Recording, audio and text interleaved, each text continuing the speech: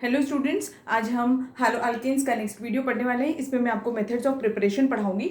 Methods of preparation में बहुत सारे स्टूडेंट्स को ये बहुत डिफिकल्टी होती है कि वो याद कैसे करें रिएक्शंस। तो एक सीक्वेंस फॉलो करना होता है, तो आपको बहुत ईजी जाएगा। किसी भी चैप्टर की आप मेथड्स ऑफ प्रिपरेशन पढ़ सकते हैं। तो जैसे हमारा ऑर्गेनिक केमिस्ट्री में सबसे फर्स्ट चैप्टर क्या है? हाइड्रोकार्बन्स। तो हमेशा ही मेथड ऑफ प्रिपरेशन फर्स्ट वाली आप कहाँ से शुरू करेंगे? हाइड्रोकार्बन से शुरू करेंगे। तो फर्स्ट मेथड ऑफ प्रिपरेशन है फ्रॉम हाइड्रोकार्बन्स।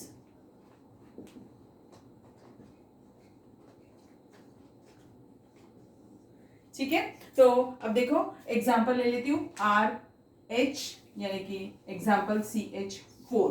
अगर मुझे इस RH को काय में कन्वर्ट करना है? हेलो अल्केन में। हेलो अल्केन यानी क्या होता है? RX। तो अगर RH को मुझे RX में कन्वर्ट करना है तो मुझे क्या करना पड़ेगा? I have to remove this H and I have to add one X so that it will get convert into what? Haloalkane. So this is the simple method to convert a hydrocarbon into a haloalkane. और अभी मेरे hydrocarbon में भी कौन सा लिया है? Alcaine लिया हुआ है। तो फर्स्ट मेथड ऑफ प्रिपरेशन आप ऐसा भी लिख सकते हैं, फ्रॉम आल्केन्स। तो अब ये देखिए, अगर मुझे CH4 को इसमें कन्वर्ट करना है तो मुझे क्या करना होगा? मुझे कोई भी हैलोजन ऐड करना होगा। अब हैलोजन जो होता है वो हमेशा कैसे होते हैं? डायटोमिक मॉलिक्यूल्स होते हैं। मींस हम यहाँ पर क्या ऐड करेंगे? प्लस X2 ऐड करेंगे। जैसे ही हम X2 ऐड करेंगे तो ये क्या बना देगा? CH3X बना देगा। मींस ये हैलोअल्केन बन गया। प्लस इसमें बाई प्रोडक्ट क्या होगा? एक H हमने रिप्लेस किया और यहाँ का एक X बाकी है, इसीलिए HX इसमें बाई प्रोडक्ट होगा। ओके, अब हैलोजेंस हम ऐड कर रहे हैं, इसीलिए हम इस रिएक्शन को एक और नाम दे सकते हैं, हैलोजिनेशन। है ना, हम हैलोजन ऐड कर रहे हैं, इसीलिए हम क्या बुला सकते हैं? इसे हैलोजिनेशन ऑफ अल्केन्स कर रहे हैं, इसीलिए रिएक्शन का नाम हैलोजिनेशन ऑफ अल्केन्स भी हो सकता है। अब इसमें हैलोजन कौन कौन सा आप यूज कर सकते हैं? देखो हैलोजन कौन कौन से होते हैं? फ्लोरीन, क्लोरीन, ब्रोमीन और आयोडीन। तो ये चारों में से एस्टेटाइन जो है वो रेडियो एक्टिव एलिमेंट है, इसलिए हम उसे यूज नहीं करते। तो फ्लोरीन, क्लोरीन, ब्रोमीन और आयोडीन।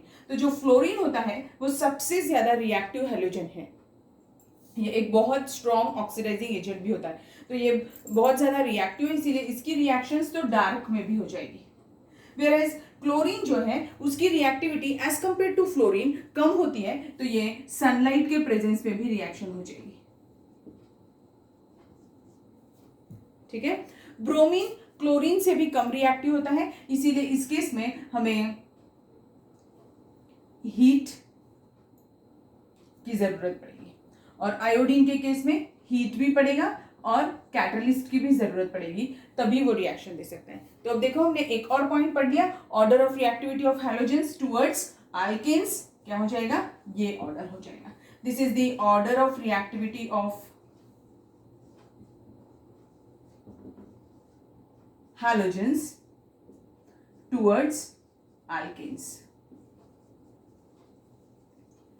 ठीक है, समझा आपको ये रिएक्शन? एक सिंपल सी रिएक्शन मैं लिख देती हूं यहाँ पे। जैसे CH4 है, इसका रिएक्शन अगर मैं क्लोरीन के साथ कराऊंगी in presence of sunlight, it will give CH3Cl। और ये कंपाउंड का नाम क्या है?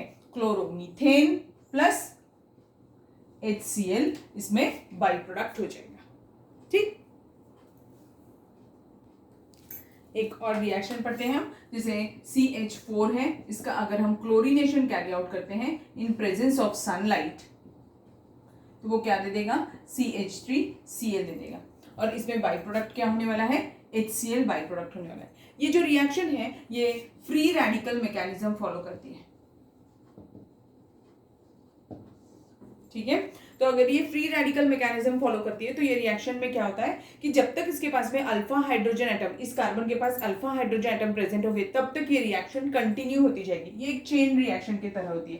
तो फिर से इसमें क्लोरीन ऐड हो जाएगा इन प्रेजेंस ऑफ सनलाइट, फिर से इसमें बाई प्रोडक्ट HCl ही होगा और ये क्या बना देगा? CH2Cl2। अगेन क्लोरीनेशन हो जाएगा इन प्रेजेंस ऑफ सनलाइट, फिर से HCl बाई प्रोडक्ट होगा और क्या बना देगा? CHCl3। और फिर से इसमें क्लोरीनेशन हो जाएगा इन presence of sunlight, by product HCl ही होगा और ये क्या बना देगा? CCl4। मींस अब जैसे हमें क्वेश्चन क्या आया था कि हमें हालो अल्केन बनाना था, हमें एक सिंगल हालोजन कंटेनिंग अल्केन बनाना था, यानी क्या, मुझे मोनो हैलोजन डेरिवेटिव बनाना था, बट अब देखो आप इसमें देख सकते हैं कि इसमें क्या हो रहा है, we are going to obtain mixture of, ये मिक्सचर मिल जाएगा, है ना। एक में 1 क्लोरो यानी mono halogen, di halogen, tri halogen और टेट्रा हैलोजन, ऐसे हमें क्या मिल जाएगा, मिक्सचर ऑफ हैलो अल्केन्स मिल जाएगा। So this is not a good method to prepare haloalkanes by this method. तो अब ये क्यों नहीं है गुड मेथड, देखो क्योंकि क्या है, रीजन क्या है, इसमें हमें मिक्सचर ऑफ हैलोअल्केन्स बन रहा है। अगर सपोज करिए कि मुझे रिएक्शन में सिर्फ ये प्रोडक्ट चाहिए था, यानी कि सिर्फ मोनो हैलोजन डेरिवेटिव बनाना था, तो मैं क्या करूंगी, दिस CH4 जो है ये मैं एक्सेस में ले लूंगी, सो दैट मुझे क्या बन जाएगा, मोनो हैलोजन डेरिवेटिव मिलेगा। अगर मैं क्लोरीन एक्सेस में ले लूंगी तो मुझे क्या मिलेगा, मेन प्रोडक्ट CCl4, मुझे CCl4 तक रिएक्शन जाएगी, है ना। तो अगर हमें फर्स्ट स्टेप पे रिएक्शन स्टॉप करना है तो मीथेन की क्वांटिटी बढ़ा दो, तो क्या हो जाएगा, मीथेन की क्वांटिटी ज्यादा रहेगी, तो रिएक्शन सिर्फ यहीं तक चलेगी और स्टॉप हो जाएगी। ओके, समझ में आया। अब हम फ्री रेडिकल मैकेनिज्म होता कैसे है वो थोड़ा सा देखेंगे।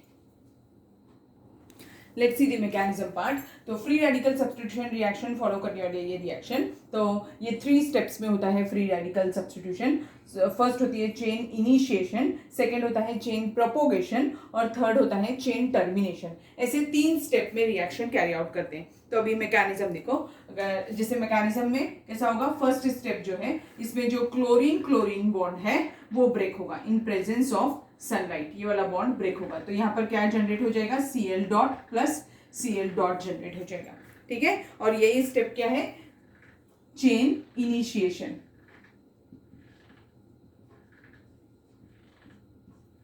ओके, ये समझ में आ गई फर्स्ट स्टेप। अब क्या होगा सेकेंड स्टेप में, ये जो Cl डॉट प्रोड्यूस हुआ है वो किसके ऊपर अटैक करेगा, वो CH4 पे अटैक करेगा।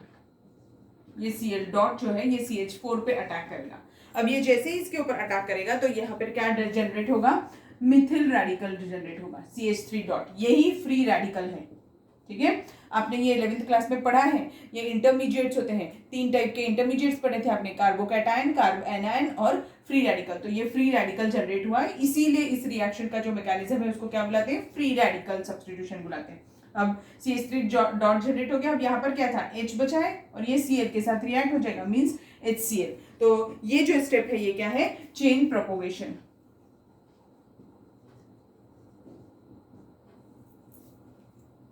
ओके, अब यहाँ पर 2 पॉसिबिलिटीज है। अब ये एक स्टेप हो गई, और भी क्या हो सकता है कि ये जो CH3 डॉट जनरेट हुआ है इसी के साथ में ये Cl डॉट रिएक्ट हो जाए। तो अब अगर ये Cl डॉट रिएक्ट हो जाएगा या फिर इसी में Cl2 रिएक्ट होगा तो ये क्या फॉर्म करेगा, CH3Cl फॉर्म कर देगा, प्लस Cl डॉट वैसे ही रह जाएगा एक और, ठीक है। इसीलिए हम इसे प्रोपोगेशन स्टेप बुलाते हैं, तो ऐसा भी पॉसिबल है। अब थर्ड स्टेप देखिए, थर्ड स्टेप में क्या होगा, ये जो Cl डॉट जनरेट हुए थे ये कंबाइन हो जाएंगे और क्या फॉर्म कर देंगे, Cl2 फॉर्म कर देंगे। तो हम इस स्टेप को क्या बुलाएंगे, चेन टर्मिनेशन हो जाएगा। एक और चीज हो सकती थी कि ये जो CH3 डॉट जनरेट हुआ था ये वाला CH3 डॉट अपने ही CH3 डॉट के साथ रिएक्ट कर जाए और क्या फॉर्म कर दे, CH3 single bond CH3 form कर दे। इसीलिए ये रिएक्शन कैसे हो जाएगी, टर्मिनेशन स्टेप हो जाएगी। ठीक, समझ में आ गया आपको मैकेनिज्म पार्ट में जो मैंने आपको बताया कैसे करना है।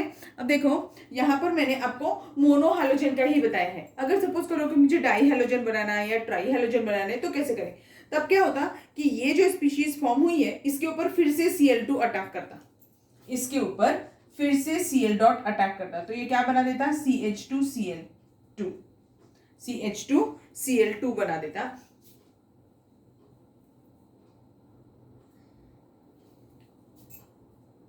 एक मिनट, तो ये Cl डॉट अगर इसके ऊपर अटैक करेगा तो क्या पॉसिबिलिटी हो सकती थी कि इसमें से ये CH2Cl2 बन जाए और HCl H रेडिकल जो है वो Cl डॉट के साथ में रिएक्ट करके अलग हो जाएगा।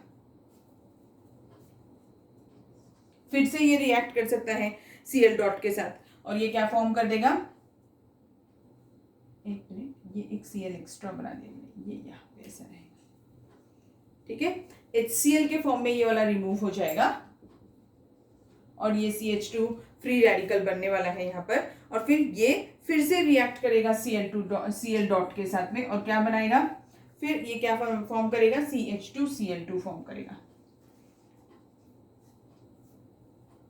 ओके, फिर से ये Cl डॉट के साथ रिएक्ट करेगा। अगर ये फिर से Cl डॉट के साथ रिएक्ट करेगा तो यहां से फिर से हाइड्रोजन रिमूव हो जाएगा और क्या बन जाएगा, CHCl2 वैसे ही रह जाएगा और ये ऐसा बन जाएगा। अगेन ये रिएक्ट करेगा, अब ये फिर से Cl डॉट के साथ रिएक्ट करेगा तो ये क्या फॉर्म करेगा, अगर ये Cl डॉट के साथ रिएक्ट करेगा तो CHCl3 फॉर्म करेगा, ठीक है। और अब ये CHCl3, अब वैसे ही सेम केस में आप फिर से एक Cl डॉट से रिएक्ट करवाइए तो आपको क्या बन जाएगा, CCl3 डॉट बन जाएगा। अब ये फिर से जब Cl डॉट के साथ रिएक्ट करेगा तो क्या बनाएगा, CCl3 डॉट बन जाएगा। फिर से ये Cl डॉट के साथ रिएक्ट करेगा तो क्या बना देगा, CCl4 बना देगा, ठीक है। समझ में आया कैसे किया, थोड़ा सा स्पेस कम होने की वजह से मैंने ये ऐसा लिया, और ये वाला पार्ट हमें बहुत डिटेल में मैकेनिज्म में जाना ही नहीं है, बहुत रेयरली क्वेश्चन पूछता है मैकेनिज्म पार्ट पे, बट हमें पता होना चाहिए ऑब्जेक्टिव पॉइंट ऑफ व्यू से, क्योंकि ऑब्जेक्टिव एग्जाम्स में क्वेश्चन आते हैं, इसीलिए मैंने आपको ये मैकेनिज्म पार्ट बताया है, ठीक। एक और एग्जांपल ले लेती हूँ, जैसे अगर सपोज करिए कि इस कंपाउंड का मुझे हैलोजिनेशन कैरी आउट करना है, ये क्या है, प्रोपेन है। अगर मुझे इसका हैलोजिनेशन कैरी आउट करना है तो chlorination in presence of sunlight. But इस कंपाउंड में प्रॉब्लम क्या है, इसमें दो टाइप के कार्बन आइटम्स हैं, ये प्राइमरी कार्बन है और ये सेकेंडरी कार्बन है, और ये वाला भी प्राइमरी कार्बन है। तो इसमें दो टाइप के प्रोडक्ट्स फॉर्म होंगे बेटा, तो कैसे, एक तो प्राइमरी हैलोजन को रिमूव कर दें, प्राइमरी हाइड्रोजन को रिमूव कर दें और हैलोजन से रिप्लेस करें, या फिर सेकेंडरी हाइड्रोजन को रिप्लेस करें हैलोजन से। तो ये कैसा फॉर्म होगा, CH3 CH2 CH2Cl प्लस एक और क्या हो सकता है, जब मैंने प्राइमरी हाइड्रोजन रिमूव किया तो ये बन जाएगा 1-क्लोरोप्रोपेन, और जब मैं सेकेंडरी हाइड्रोजन रिमूव करूंगी तो ये बन जाएगा 2-क्लोरोप्रोपेन, ठीक है। और इसमें मेजर प्रोडक्ट कौन होगा, ये वाला ही मेजर प्रोडक्ट होगा। अब ये क्यों मेजर प्रोडक्ट होगा, देखो अगर मैंने यहां से रिमूव किया होता तो मुझे क्या मिला होता, प्राइमरी फ्री रेडिकल बना होता है ना, तो इसमें प्राइमरी फ्री रेडिकल बना होता, और अगर मैं यहां से हाइड्रोजन रिमूव करूंगी तो क्या बनेगा, सेकेंडरी फ्री रेडिकल बना होता। और अगर टर्शरी कार्बन इसमें प्रेजेंट होता तो उससे हाइड्रोजन जब मैं रिमूव करती तो क्या बना था, टर्शरी फ्री रेडिकल बना था। तो हमने ये 11th क्लास में पढ़ चुके हैं कि हाइपर कॉन्जुगेशन इफेक्ट की वजह से फ्री रेडिकल जो होते हैं उनका ऑर्डर ऑफ रिएक्टिविटी क्या होता है, टर्शरी सबसे ज्यादा रिएक्टिव होते हैं और प्राइमरी सबसे लीस्ट। इसीलिए इस केस में और जो ज्यादा रिएक्टिव होते हैं वही मेजर प्रोडक्ट होते हैं। तो अभी इसमें 1-क्लोरोप्रोपेन और 2-क्लोरोप्रोपेन में कौन मेजर प्रोडक्ट होने वाला है, 2-क्लोरोप्रोपेन जो है वो हमारा मेजर प्रोडक्ट होने वाला है। और ये ऑर्डर किसके बेसिस पे है, hyper conjugation effect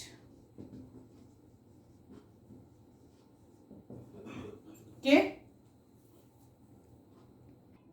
rate of reactivity of halogen जो होता है, ये मैंने अभी आपको ऑर्डर बताया था, ये ऐसा ऑर्डर होता है। ये ऑर्डर ऐसा क्यों होता है, क्योंकि एक और चीज मैंने आपको पहले भी पढ़ाई है कि इन केस ऑफ होमोमोलिक्यूल्स जो होता है उनकी जो ऑर्डर ऑफ रिएक्टिविटी होती है वो किस पर डिपेंड करता है, इलेक्ट्रोनेगेटिविटी पे। जितनी ज्यादा इलेक्ट्रोनेगेटिविटी होती है उतनी ज्यादा रिएक्टिविटी होती है, ठीक है। तो अभी जैसे मैंने बताया था अभी स्टार्टिंग में ही कि फ्लोरीन डार्क कंडीशन में भी रिएक्ट करेगा, ये सनलाइट के प्रेजेंस में, ये हीट के प्रेजेंस में, और ये हीट और कैटलिस्ट दोनों के प्रेजेंस में। एक एग्जांपल बता देती हूँ उसका, जैसे जब भी हम आयोडीनेशन कैरी आउट करते हैं हमेशा रिएक्शन जो होती है वो रिवर्सिबल हो जाती है। जैसे अगर इसका रिएक्शन मैंने आयोडीन के साथ किया होता तो वो क्या दे देता, CH3I प्लस HI फॉर्म कर देता, पर ये रिएक्शन क्या हो जाती है, रिवर्सिबल हो जाती। अब ये रिवर्सिबल क्यों होती है, only due to the presence of this HI। HI जो है ये एक रिड्यूसिंग एजेंट है, बहुत स्ट्रॉन्ग रिड्यूसिंग एजेंट है, इसीलिए ये रिएक्शन को क्या कर देता है, रिवर्सिबल कर देता है। To stop the reversibility of the reaction हम क्या करते हैं,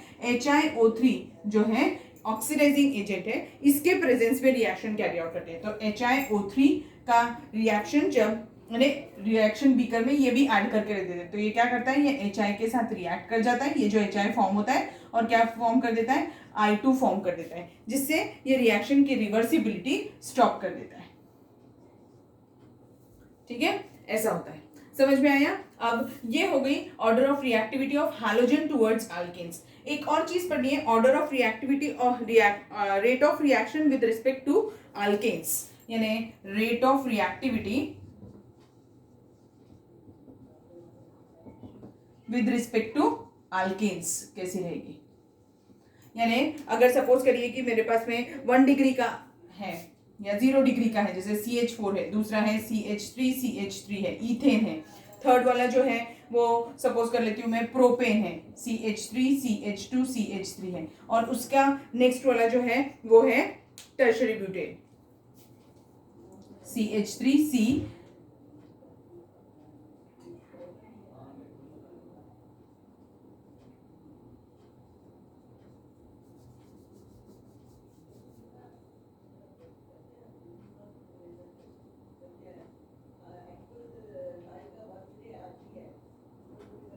ऐसा।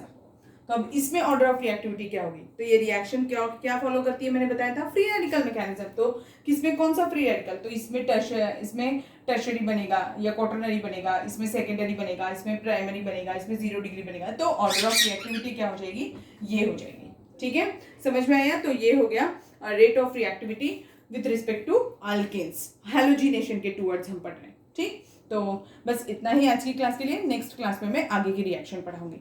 Thank you.